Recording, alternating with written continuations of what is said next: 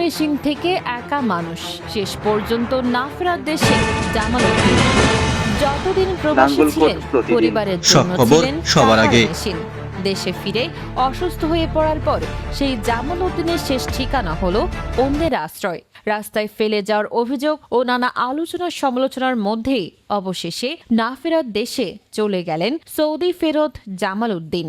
টাঙ্গাইলের সখীপুরে অসুস্থ অবস্থায় রাস্তায় ফেলে যাওয়ার অভিযোগকে ঘিরে আলোচনায় আসা সৌদি ফেরত জামাল উদ্দিন সোমবার বিকেল ৩টা ১৫ মারা গেছেন বলে তার স্বজনরা জানিয়েছেন।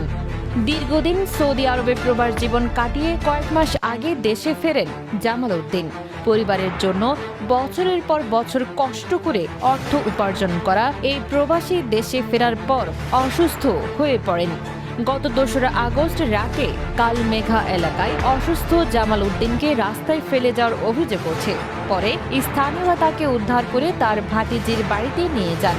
বিষয়টি সামাজিক যোগাযোগ মাধ্যমে ছড়িয়ে পড়লে ব্যাপক আলোচনা তৈরি হয়। পরবর্তীতে এলাকাবাসীর সহায়তায় তাকে সখীপুর উপজেলা স্বাস্থ্য কমপ্লেক্সে ভর্তি করা হয়।